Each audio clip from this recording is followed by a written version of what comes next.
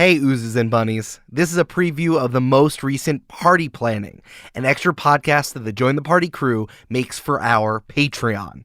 If you want to listen to the whole thing, go to patreon.com/jointhepartypod. Check out this preview.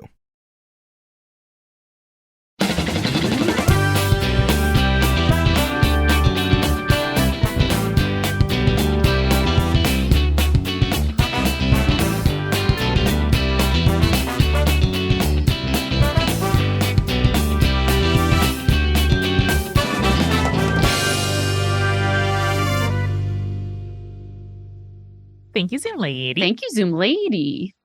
Julia, I gotta say, this is a new to me shirt, and you look great. Ooh, thank you. I don't remember where I got it from. It's definitely not new because I was like, did I lose a button on this? I might have lost a button on it. So that is, baby, the audio preview in the Join the Party feed that will get people to sign up for the $10 a month Patreon tier. And it's not just to see my titties because they're not out. I just want to I don't want to OnlyFans tease someone here. Please. No, it's a tasteful extra couple inches of sternum, which I think is great. It's a plunge, but I'm not wearing a good bra, so it's not like you can really see titty. Yeah. So I, on the other hand, have a crop top sweatshirt up to the chin. So, it's a real kind of whatever you're in the mood for. And Julia, what are we in the mood for today vis-a-vis content? We, Amanda, because we're theater kids. Also, I just want to, Amanda's drip has been great lately. The looks have been fantastic. You've been posting them on Instagram. They look tight as hell. I just want to compliment you before we got started.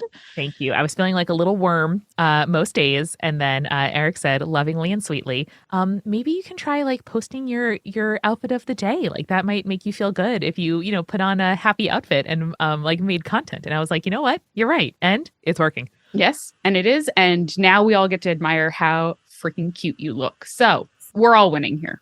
Thanks.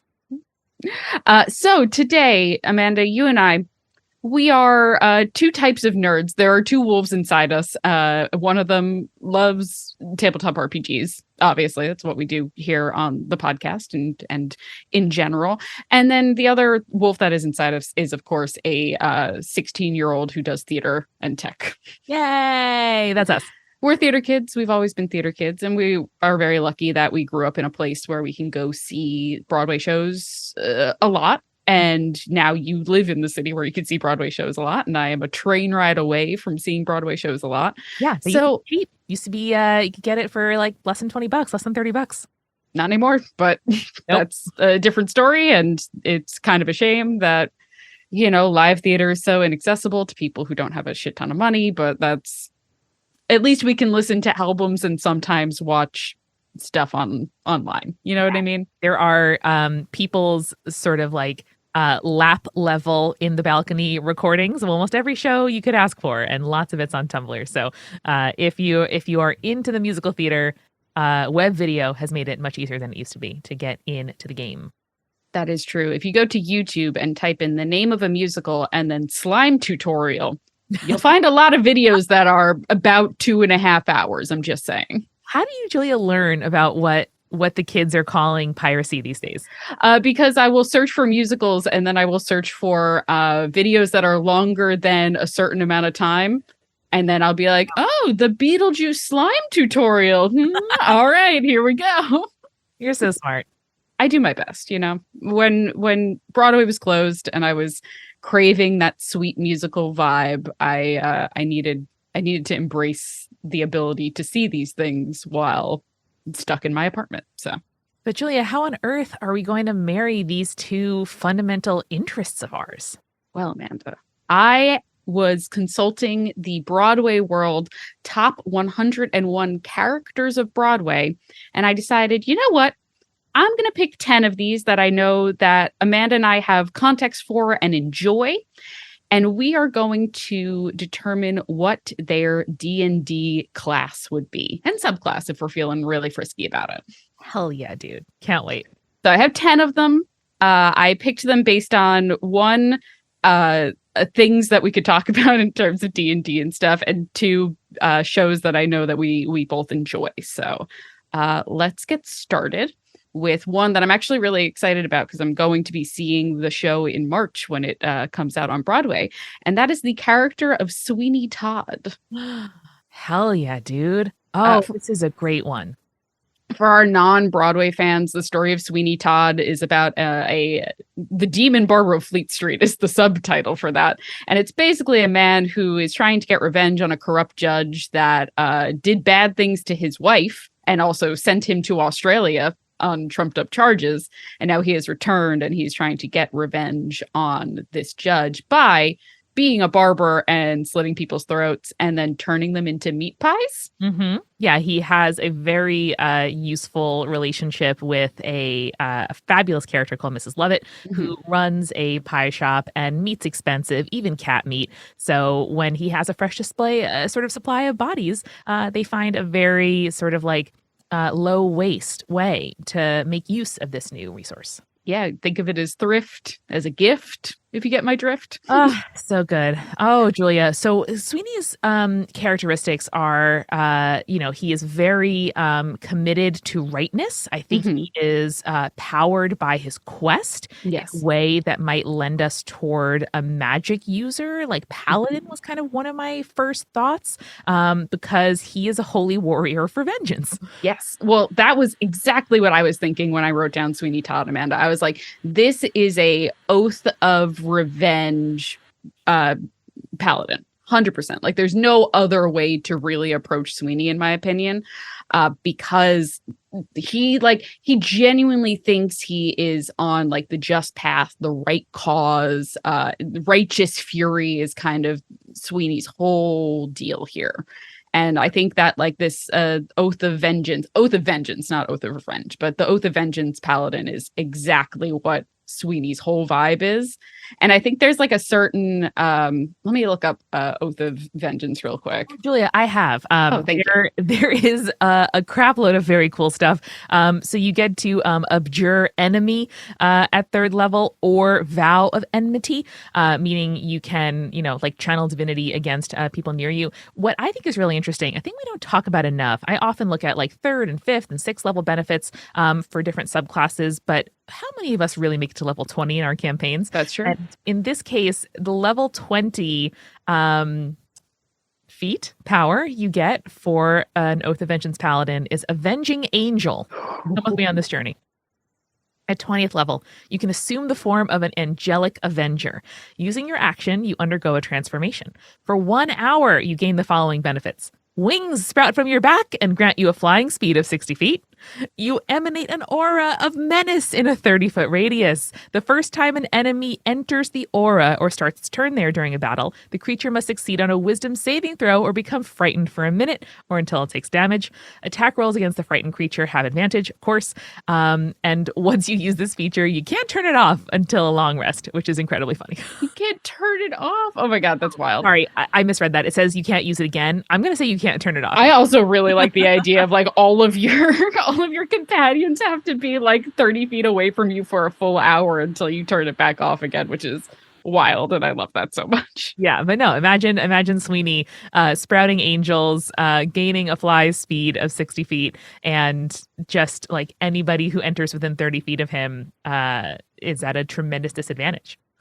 You know what, Amanda? Like, I'm not here to tell the late great Stephen Sondheim that he ended his play wrong, but I do think the ending would have been better if Sweeney Todd gained wings and then the first like 3 rows of the audience all ran away in fear. Yeah, I think that there is some opportunity here for Tony Kushner and Stephen Sondheim to do a little collabo in the past. Mid-90s, ripe for this shit. Yeah. Angels in America. Knows what it's like to put huge angel wings on somebody, hoist them into the air. Phantom of the Opera knows what it's like to have a thing fly out over the crowd. And lots of shows know what it's like to turn off the audience so quickly they leave midway through the first preview. I think this would have been a fabulous combo. Okay. Well, let me write a quick note to Stephen Sondheim in heaven, because obviously he's in heaven, Amanda, like, of course, not even a question. And just make sure that he can go back in time, because that's a power that angels have. Yes. And rewrite it. And now it's true. Oh, whoa. Reality has shifted. Incredible. That would be a really fun mid-act break in the play. Truly would. Amazing. Yeah, he just does all of a little priest, but this time he has angel wings. Yeah. All right, let's move on to our second character, which is Jean Valjean from Les Mis.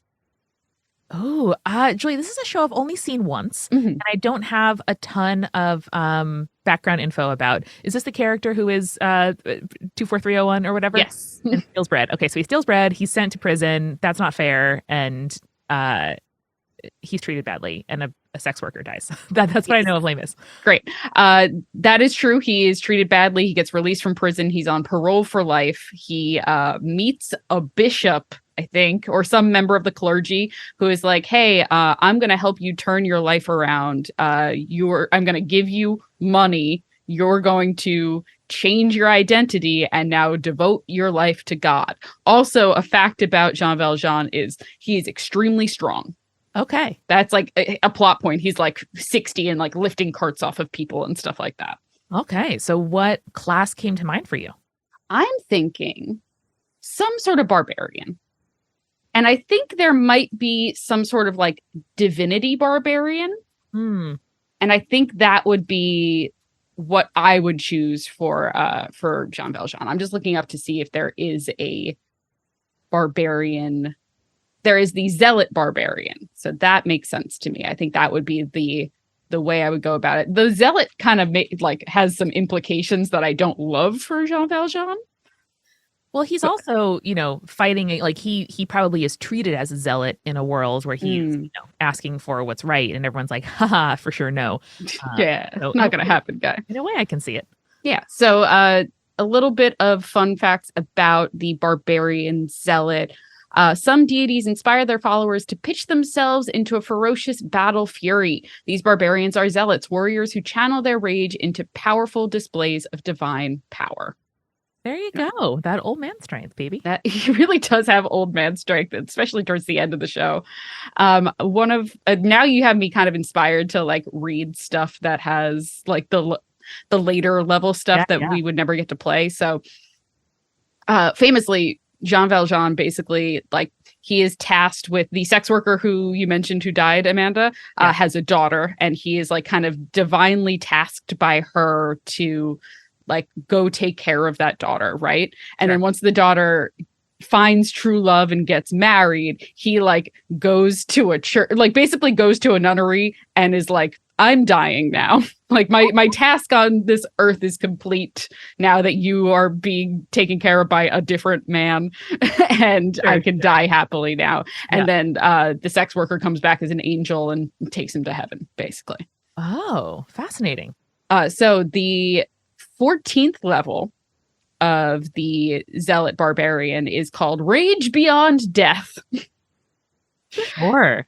Beginning at 14th level, the divine power that fuels your rage allows you to shrug off fatal blows. While you're raging, having 0 hit points does not knock you unconscious. You still must make death saving throws, and you suffer the normal effects of taking damage while at 0 hit points. However, if you die due to failing death saving throws, you don't die until your rage ends, and you die then only if you still have 0 hit points.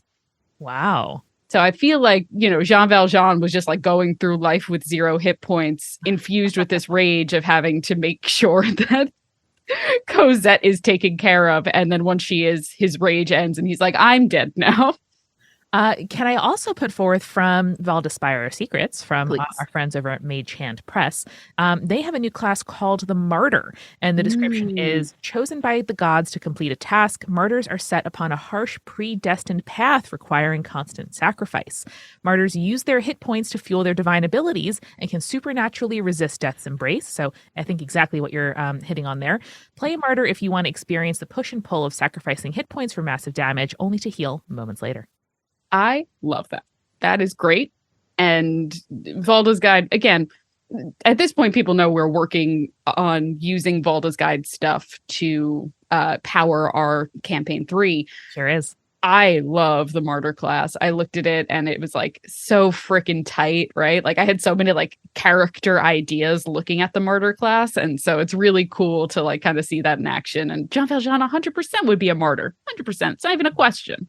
Hell yeah, dude. Well, I'll keep this up so we can keep diving into these classes. People won't know for another few days what classes we did end up playing, but we can certainly go through some of the fabulous things available in Vault of Spire Secrets. We'll keep it vague. It's fine. Don't worry about it. Oh, yeah. The next one I have on the list is Ava Perón from Evita. That was great. My favorite part was the accent work. If you like that, you gotta hear the rest of party planning by joining the Patreon at patreon.com/jointhepartypod.